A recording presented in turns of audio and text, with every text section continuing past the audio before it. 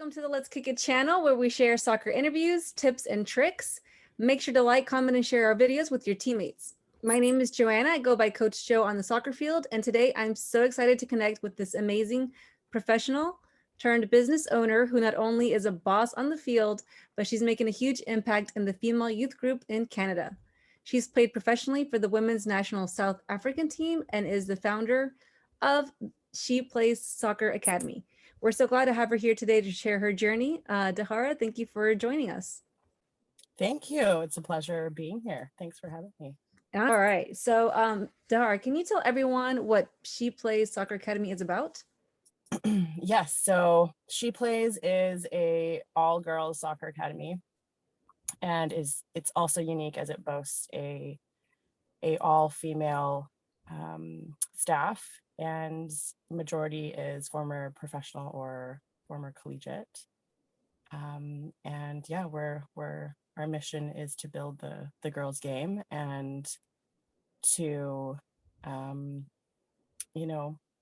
build the girls' game and build skills on the field and off the field. Wow, that's awesome. I wish I had that growing up. Former professionals coaching me, like, oh, that'd be awesome. Yeah. Very ahead of the game. Thanks. Can you take us back in time and tell us when you first fell in love with soccer? When I first fell in love with soccer, so my dad is a soccer nut as well. So I was watching the '94 World Cup with my dad, and I loved it. And that's actually when I told him I wanted to play. So he brought me out to the field the day I asked him that I wanted to play soccer, and that love started. And then the elementary school I went to, there were some actually top players now. There's a few of us that had quite successful careers, I would say. And we played together all the time. And I was in grade 4 when I started. So I was 11, grade 4 or 5 when I started. And I just every single day, and I love it since. Awesome. Yeah. Something about that World Cup, I think, for our generation really stood out, made an impact. And especially now with the Tokyo, the Olympics, and Yes. I can only imagine what that's happening with the generation of right now with these girls, how that's going to impact them in the future. Yeah. Oh yeah. Exciting. What inspired you to pursue playing professionally? Oh. I guess because when I started playing, it was I had this competitive nature about me, and when I saw the other players, I guess on TV or just around me that were doing things and playing professionally, it excited me. And at a young age, I started doing some goal setting, and that was one of the things that I wanted to do. And when I was growing up, we had Mia Hamm that was on TV, right? Like she was actually on TV, and we could see, and she had sponsorships or commercials, and I was like, oh, there's a girl soccer player.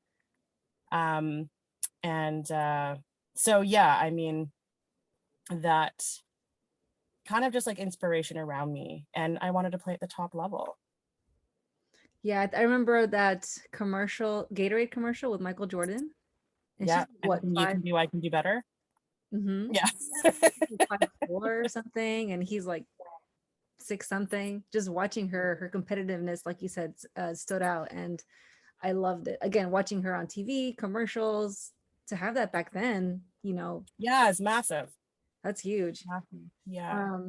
And then what, I guess, did you enjoy about it the most, playing professionally?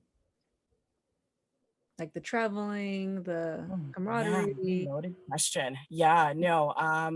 What did I love the most? I mean, being on the field with the best of the best is an amazing feeling. I love training 3 times a day. I love it. I mean, whether it's cardio in the morning, on field training, technical analysis in the evening, or weight training, whatever it may be. I loved that. And of course, building relationships and being able to travel. I traveled so many different places in the world. And because of playing in different places, I built great relationships with people. And I know these amazing women around the world that are, some of them are still playing. I mean, I've been retired for a while, but some of them I'm like, wow, you're still playing that and like top of the game. So, you know, um, yeah, just playing with the best, traveling and meeting amazing people. Did you have a favorite like memory of being on the team, like whether it had been a specific game or a specific place that you played in? Yes, there's a few, but when I played on Basatsana, which is a U19 women's national team in South Africa, Mm-hmm. we played a friendly in a township and it was in a stadium and we played before the men. So as we were playing, people started coming in to the stadium. Mm-hmm. And during the game, I didn't realize how many people were coming in. And then I looked up and there were tens of thousands of people. And on that field, the field was actually, it was the perimeter of the field was fenced off, but like these big bars, Mm-hmm. I guess, so people wouldn't rush the field.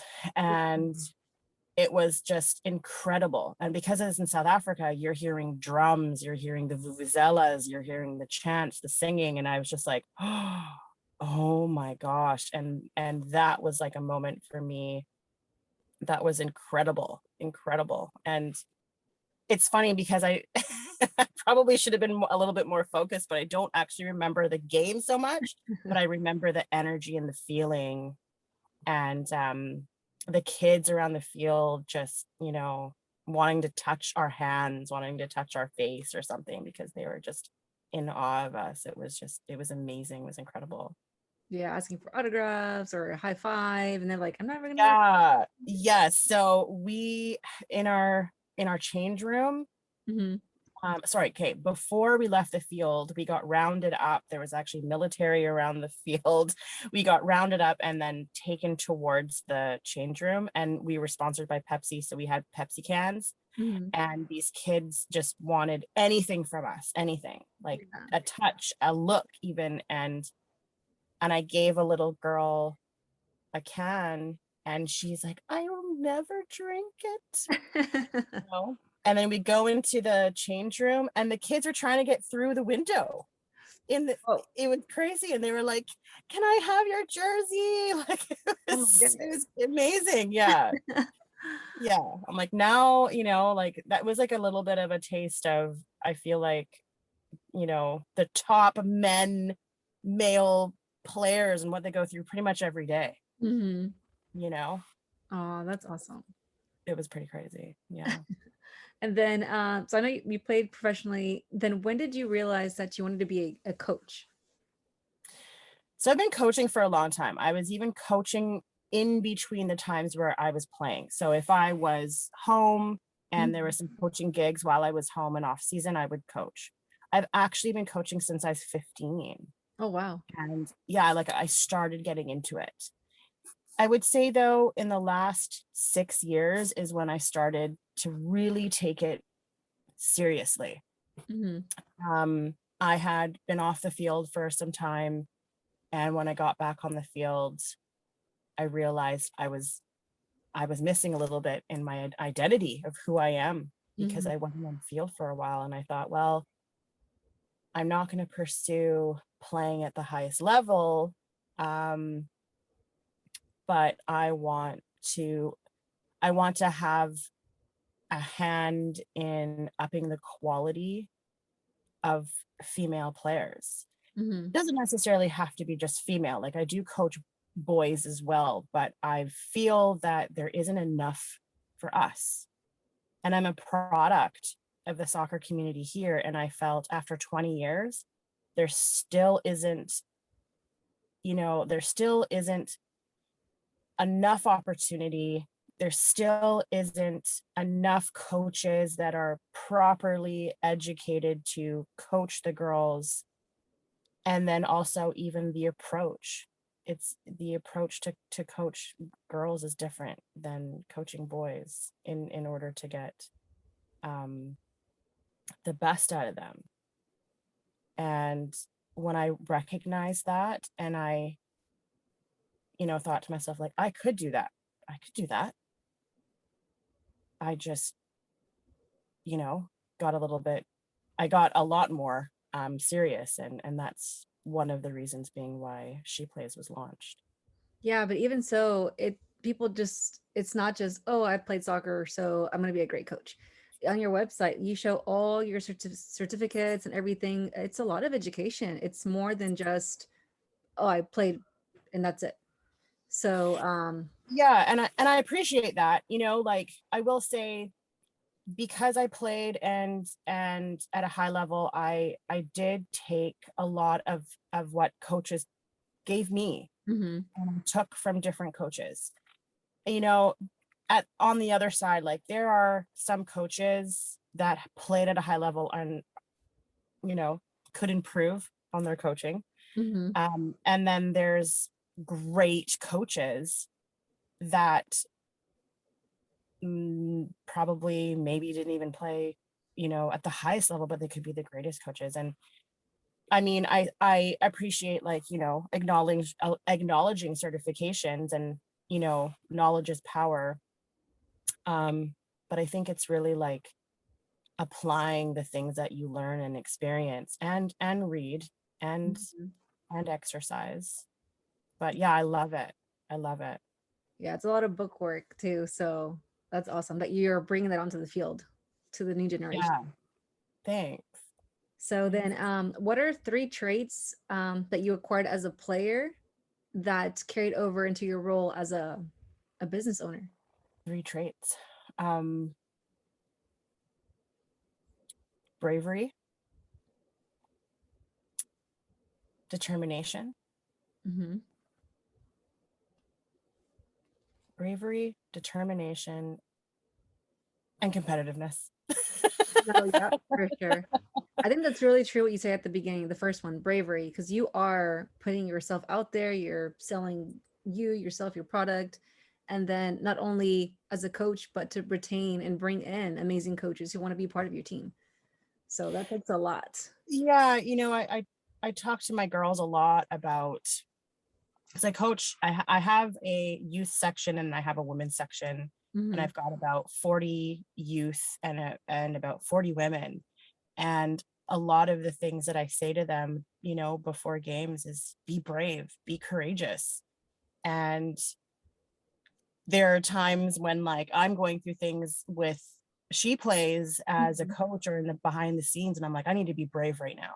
And I need to take my own, coaching points, Yeah. because when you're a woman of color in a male dominated business, Hmm. um, you know, it can seem, well, not even can seem, it is tough.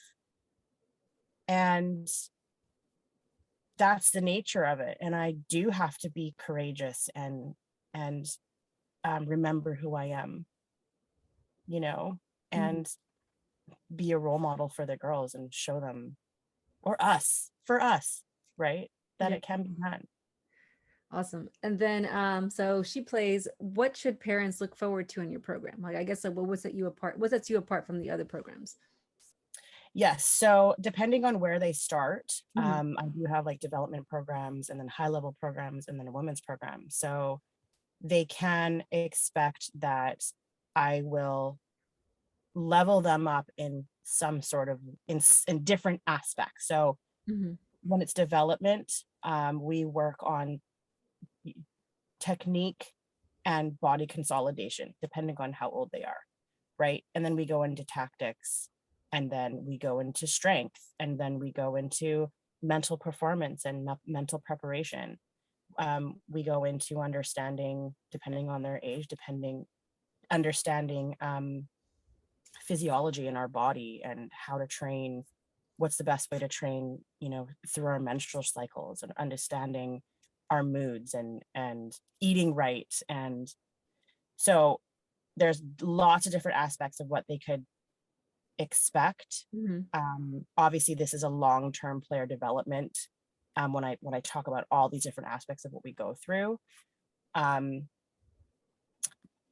I do feel probably the most feedback that I get from players and parents is that I've helped with confidence on and off the field.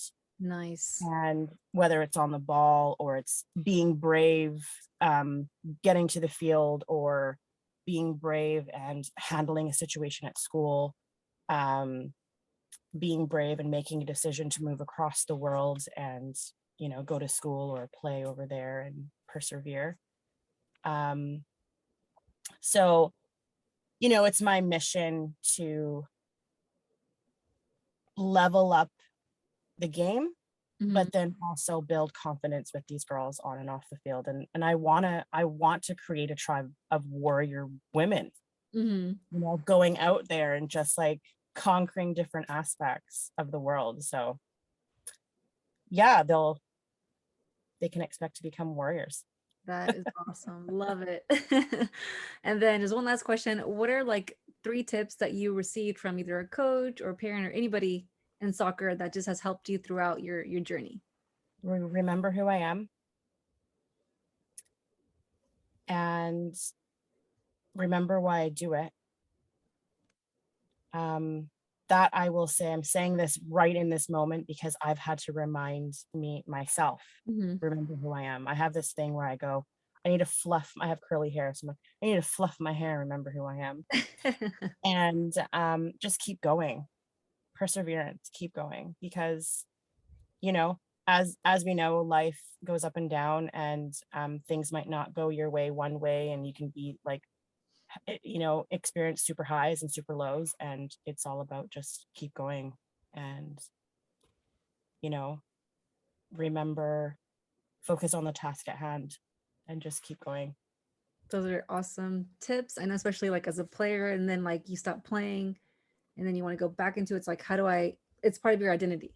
So Absolutely.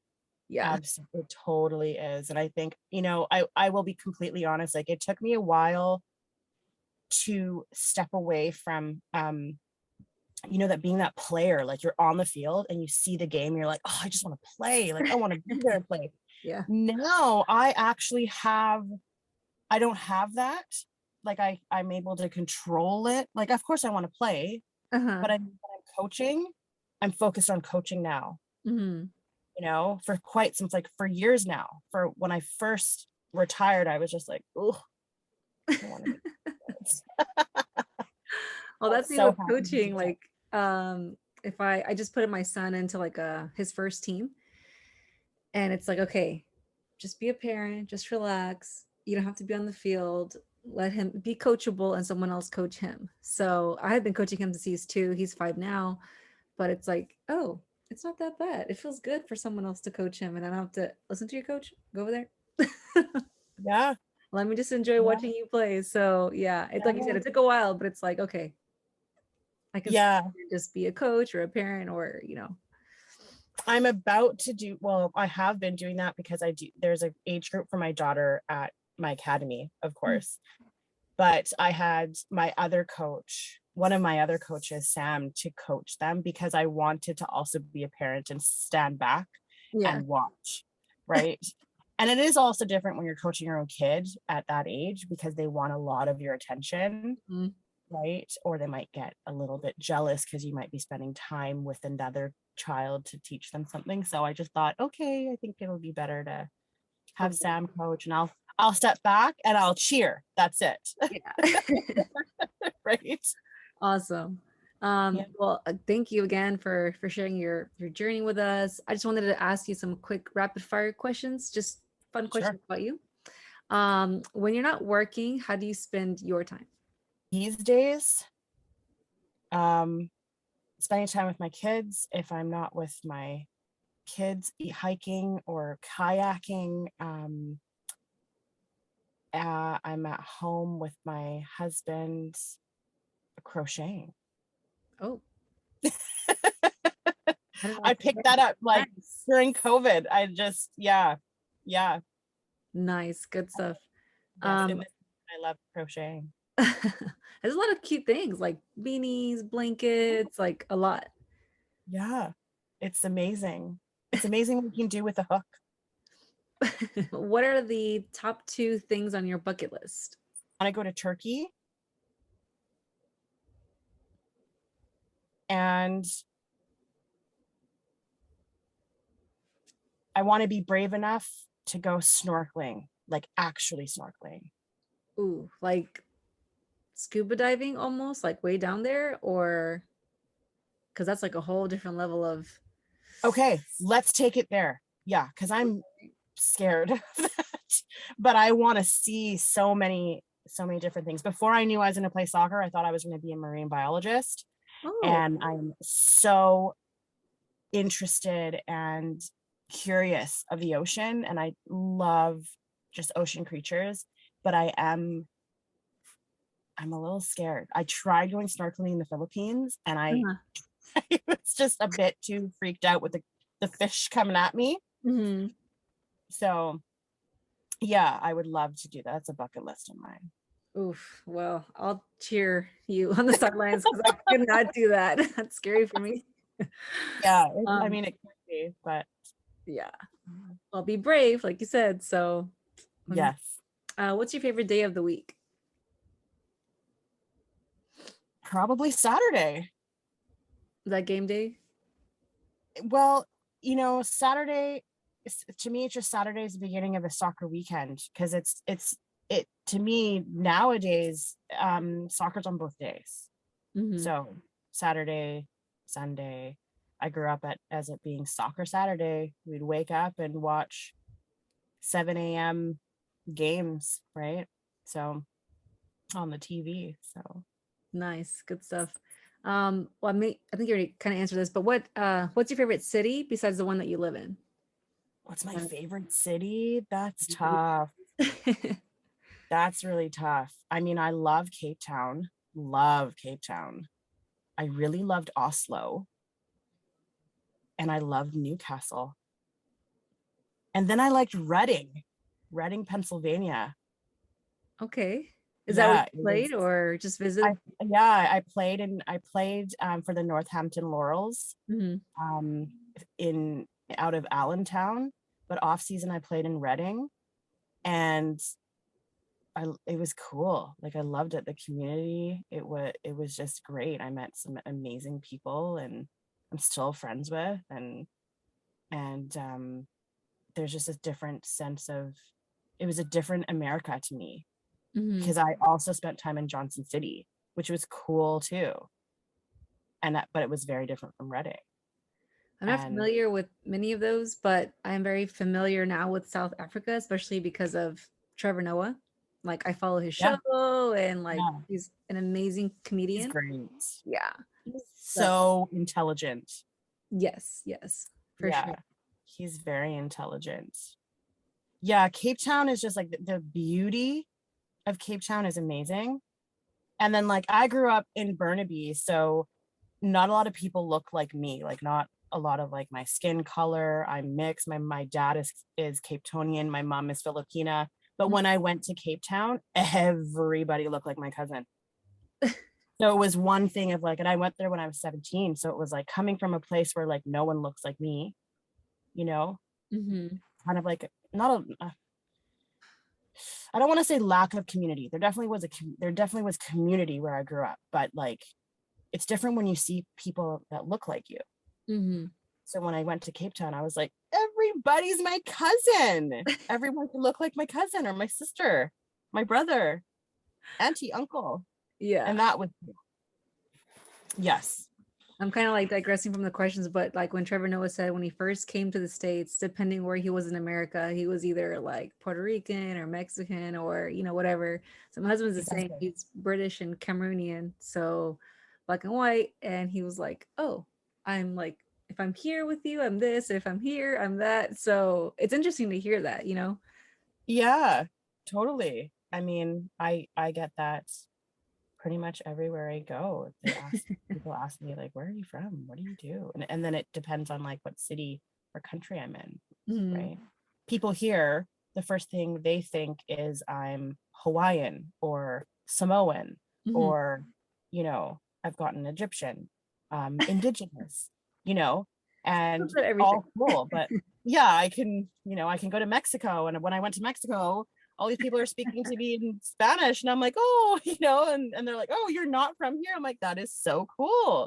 I think I'm a local. A chameleon, just fit in everywhere or anywhere. Yeah, that's pretty cool. I'm Okay. sure you can too. Sorry? I'm sure you can too. Oh, yeah. Yeah. If you went to South Africa, you totally.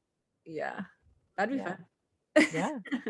Need a Let's video go. today on my bucket list. Yeah. Okay, we digress on travel. So, but that's one of my passions. But okay, let's see. What's your favorite ice cream flavor? I love ice cream. I usually go for a chocolate or like a pistachio or like a caramel something. Oh, nice. Mhm. Let's see. What's your favorite number? When I was younger, it was 7. Mm-hmm. Now it's 8. Oh, did you play with 7? Yes. I Okay. played with 7, 9, 10, 23. Okay. What made it change to 8? Um, I felt like it was the shape of the number. Oh, okay. Yeah. For Which me, actually kind of correlates like to my son's name is Octavius. So Oct. nice. And and then the X10 for my daughter, Zanaya. Mm-hmm.